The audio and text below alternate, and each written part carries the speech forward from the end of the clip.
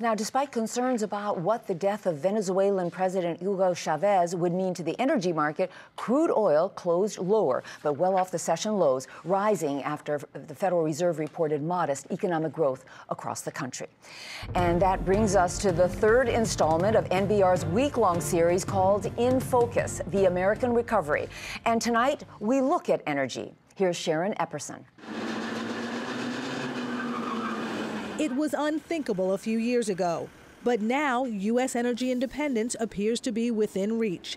The United States is virtually self-sufficient in natural gas supply and currently has the highest rate of growth in oil production in the world, producing more oil than it has in 2 decades. By the end of the decade, this nation is expected to become the world's top oil superpower, outpacing Saudi Arabia in terms of production. With a combination of hydraulic fracturing, otherwise known as fracking, and horizontal drilling, the U.S. natural gas position has been turned around, and today the United States is the largest producer of natural gas in the world. And by the end of the decade, we may exceed Saudi Arabia to be the world's #1 oil producer. We'll certainly give Saudi Arabia a very good race for its money.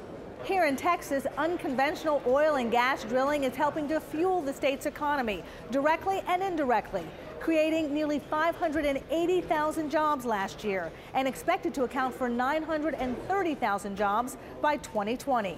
According to research from IHS-CERA, over 1.7 million jobs are tied to unconventional oil and gas development today, extending to every one of the lower 48 states and rising to 3 million jobs by the end of the decade.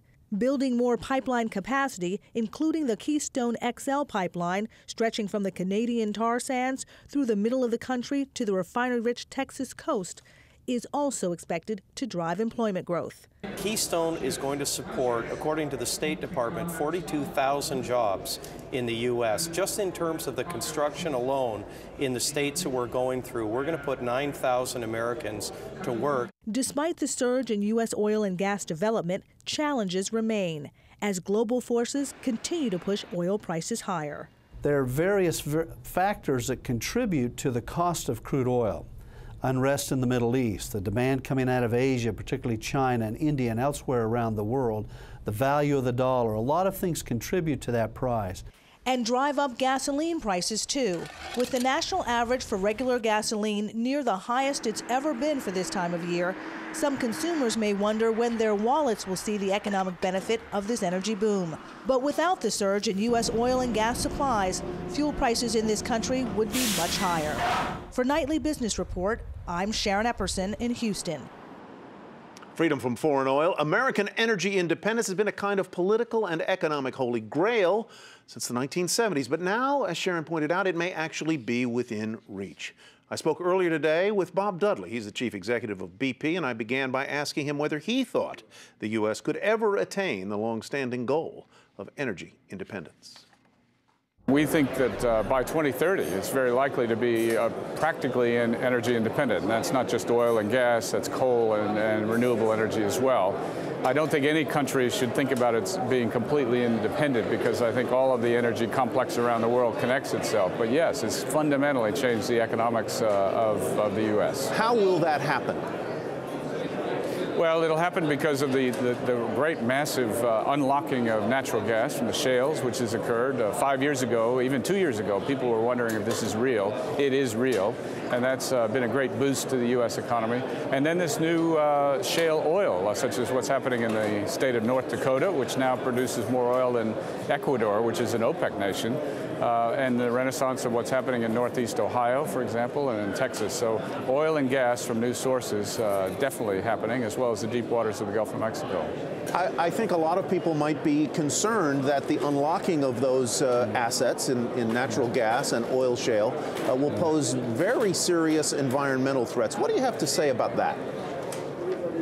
Well, I think it has to be done. You're talking about hydraulic fracturing, a nickname of fracking, but it's a technique that has actually been around and used since the 1940s. So it's not something new. It's just how it's being used today.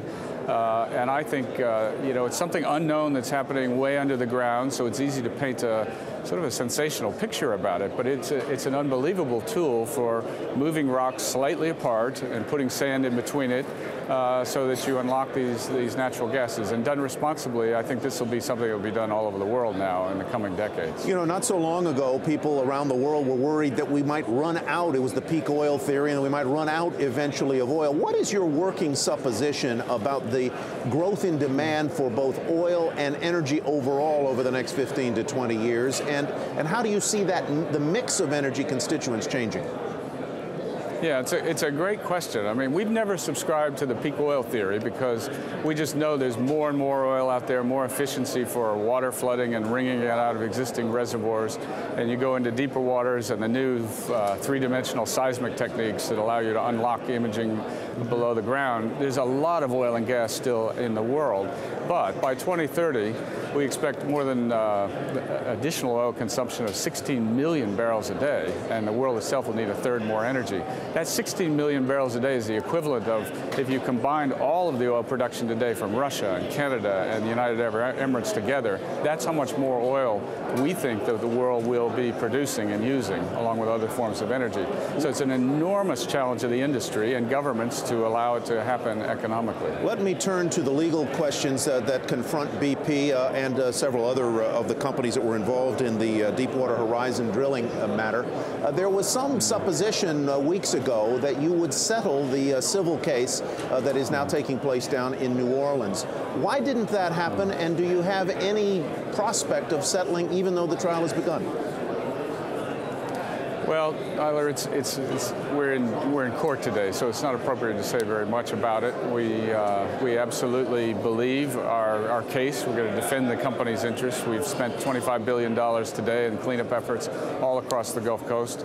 We provisioned as much as $40 billion for moving through this. One of the statutes is the company's response, and their responsibility after an accident like that be taken into account, and we look forward to telling our trial, but our side of the case in court. Mr. Dudley says, by the way, that he has full faith in the American justice system, and to put any suppositions to rest, that he and BP are committed to doing business in the United States.